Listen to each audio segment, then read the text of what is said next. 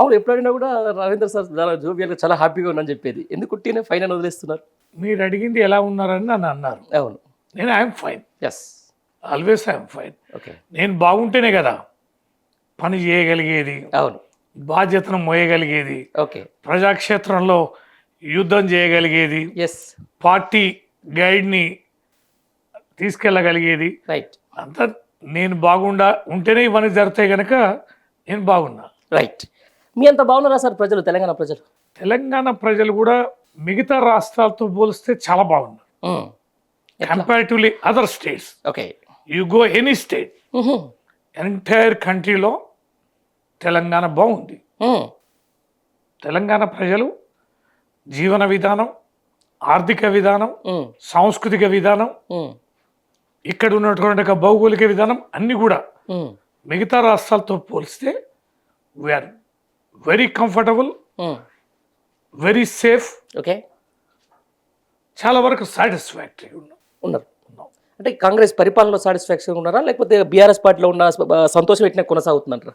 మీరు తెలంగాణ అన్నారు, హ్మ్. మీరు కాంగ్రెస్ పార్టీ, బీఆర్ఎస్ పార్టీ, రాజకీయం గురించి మాట్లాడాలి. ఓకే. తెలంగాణ రాష్ట్ర మంచి చెడు మాట్లాడాల్సి వస్తే హ్మ్. దేశంలో మనం అగ్రభాగాన్ని ఉన్నామని హ్మ్. నేను చెప్పా. యెస్. 14 ముందు తెలంగాణ హ్మ్. ఇప్పటి తెలంగాణకి చాలా తేడా ఉంది. యెస్. 100%. అవును. ఎస్, ఇప్పుడు కూడా పంటలు బ్రహ్మాండంగా పండినాయి. హ్మ్. ఎలా పండాయి ఇంత అద్భుతమైన పంటలు? హ్మ్. మొన్న ఏదో ఒక ముఖ్యమంత్రి గారు అంటున్నాడు, కాళేశ్వరం నీళ్లు వాడకపోయినా, హ్మ్. మేడిగడ్డ బ్యారేజ్ కుంగిపోయినా కూలిపోయినా, హ్మ్. నీరు నిలపకపోయినా హ్మ్. చూసారా ఎంత అద్భుతమైన పంటలు పండాయని.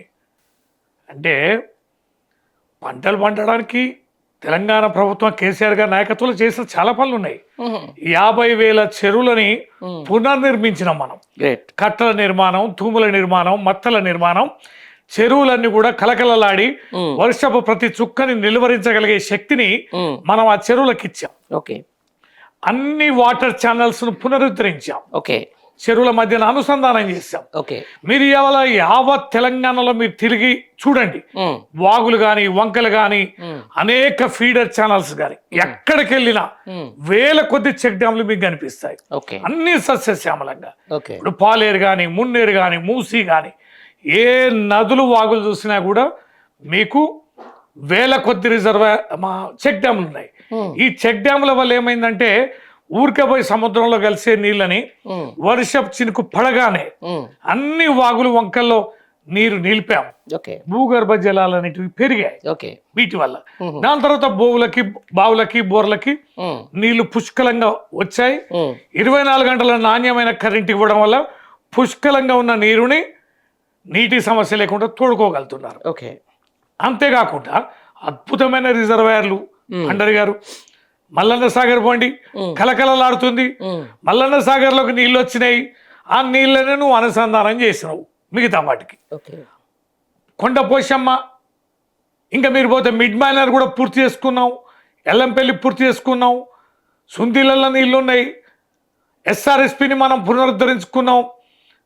ఇవన్నీ కూడా రాష్ట్రంలో మినీ రిజర్వాయర్స్. ఏది? 1 టీఎంసీ, 2 టీఎంసీలు, 3 టీఎంసీలు, 5 టీఎంసీలు, 10 టీఎంసీలు, అనేకమైన రిజర్వాయర్లు, వందల కొద్ది రిజర్వాయర్లు. ఈ రిజర్వాయర్లను మొత్తం కూడా మనం నింపుకోగలుగుతున్నాం. ఓకే. వర్షం నీటితోటి, ఓకే. రకరకాల కాలువలతోటి నింపుకోగలుగుతున్నాం. హ్మ్. అందుకనే పంటలు పండినాయి. ఓకే. ఎన్ని సబ్ స్టేషన్లు, ఎన్ని ట్రాన్స్ఫారాలు, ఎన్ని ఎలక్ట్రిసిటీ లైన్స్, 1,35,000 కోట్ల రూపాయల ఇన్ఫ్రాస్ట్రక్చర్ మనం పవర్స్కి ఇచ్చాం, పవర్ లైన్స్కి, హ్మ్. విద్యుత్కి ఇచ్చాం. హ్మ్. కనుక ఎక్కడ మోటార్ వేసినా ఓవర్లోడ్ లేకుండా, మోటార్లు కాలకుండా, ట్రాన్స్ఫార్మర్ పేలకుండా, హ్మ్.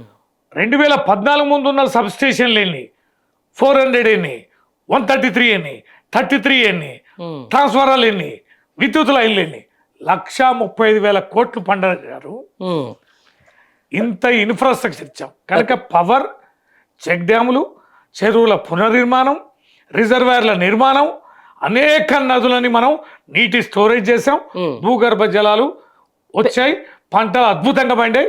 కాబట్టి తెలంగాణ పచ్చగా ఉంది. రైట్. మీరు ఇన్ని చెప్తా ఉన్నారు, రిజర్వాయర్లు నింపామని చెప్తా ఉన్నారు, ప్రాజెక్టులు కట్టామని చెప్పా ఉన్నారు, లేకపోతే చెరువులు గొలుసుకట్టు చెరువులను తోడామని చెప్పా ఉన్నారు. ఇవన్నీ చేసినందుకే ప్రజలు మార్పు కోరుకొని కాంగ్రెస్ పార్టీకి ప్రభుత్వం అప్పగిపోయారా? ఎలక్షన్ డిఫరెంట్ పండర్ గారు, ఎలక్షన్ డిఫరెంట్. ఓకే. ఇప్పుడు మీరు మీ కన్న కొడుకుంటారు, మీ వైఫ్ ఉంటారు, మీ కూతురు ఉంటుంది, ఎస్ మీ అన్నదమ్ములు ఉంటారు. ఎస్ మీరు ఆర్థికంగా ఏమైనా చేయండి, ఓకే. కాస్త మీరు మాట్లాడే తీరులో కానీ మీ వ్యవహార శైలిలో కానీ అవును. కాస్త ఎక్కడన్నా గ్యాప్ మెయింటైన్ చేయడం, కాస్త ఏదో ఇంటెన్షనల్లీ ఒకరు ఎక్కువ ఒకరు తక్కువ ఎక్కడనో కాడ చేయడం, ఓకే. డిఫర్ అవుతారు. చూడండి, కన్న కొడుకే మీరు పెంచి చదివించి పెద్దవాణి చేసి ఉద్యోగస్తుని చేసి పెళ్లి చేసి వాటా ఇచ్చిన కొడుకే మీతో అనేక మార్లు ఘర్షణ పడతాడు. సంవత్సరాల తరబడి సంసారం చేసిన మీ శ్రీమతి పిల్లల్ని కానీ కుటుంబాన్ని అన్ని రకాలు చేసిన ఎక్కడనో సమయం ఇవ్వకపోవడం వల్ల, ఎక్కడనో ఫంక్షన్ రాకపోవడం వల్ల, ఎక్కడనో తన పట్ల మీరు తక్కువగా చూడడం వల్ల ఎక్కడనో ఒక్కడ అవుట్ బరస్ట్ అవుద్ది, ఘర్షణ పెట్టుకుంటారు. కనుక పని చేసినాం, అభివృద్ధి చేసాం కనుక ఎప్పుడు మనకే ఓటేస్తారు అంటే స్కోప్ లేదు. అనేక శక్తులు, అనేక వ్యవస్థలు దీనిని భరించలేకుండా ఇంకా వేరే కోరుకునే శక్తులన్నీ కూడా ఒకటవుతాయి. అందుకనే మన బంధువర్గంలో కూడా పేద కుటుంబం నుంచి బాగా కష్టపడి మంచితనంతో ఎదగండి, మిగతా మీ కుటుంబ సభ్యులు బంధువర్గం అంతా కూడా మిమ్మల్ని అకారణంగా టార్గెట్ చేస్తారు, మీ వినాశనాన్ని కోరుకుంటారు. ఓట్లు పెట్టండి మీ బంధువులకి, ఏర్ మీకు ఎందుకు నువ్వు ఎదగడం ఇష్టం లేదు, నువ్వు మాకంటే ముందు ఎలా పోతావు, కుల బలం లేని కేసీఆర్, అర్ధ బలం లేని కేసీఆర్, పక్క పలసని కేసీఆర్ ఈ రాష్ట్రాన్ని 2 టర్ములు వెళ్ళడమా, రాష్ట్రాన్ని తేవడమా? వెలమ జాతి అనేది ఎంత పర్సంటేజ్ ఉంది తెలంగాణలో అనేది చాలా మంది కాంపిటేటర్స్ ఉన్నారు రాజకీయాల్లో, అనేక కులాలు ఉన్నాయి, అనేక వర్గాలు ఉన్నాయి, వాళ్ళందరూ కూడా కంటకింపు ఉంది. కనుక చేసిన పనికి ప్రతిఫలం ఎప్పుడూ ఒకే తీరుగా ఉంటుందని మనం ఆశించలేం. అనేక కారణాలు ఉంటాయి, ఆ కారణాల్లో భాగమే 2 టర్ములు అవకాశం ఇచ్చాం కదా, 3వసారి ఇద్దామని మాయ మాటలో గోబెల్స్ ప్రచారమో లేకపోతే విస్తృతమైనటువంటి హామీలో అవన్నీ ఎర్రచూపడం వల్ల కాస్త ఒక 3-4 జిల్లాలు తీవ్రంగా మొగ్గు చూపడంతో అధికారాన్ని కోల్పోయినాం అంతే. కానీ అభివృద్ధి చేసినా కూడా ఓడగొట్టారనడానికి ఎన్నికలు వేరు, అదే గమ్మత్తుకుంటాయి. ఒక్కోసారి ఎంత మంచి ఎమ్మెల్యేనైనా ఓడగొట్టి ఒక పనికి మాలిన విధవాన్ని గెలిపిస్తారు. ఎందుకు గెలిపిస్తారు అనంటే ఏదో మార్పు ఉంటుంది, ఎక్కడనో ప్రజల ఈగో హట్ అవుద్ది, దాంట్లో భాగమే ఒక్కోసారి ఆ మార్పు కారణం అవుతుంది.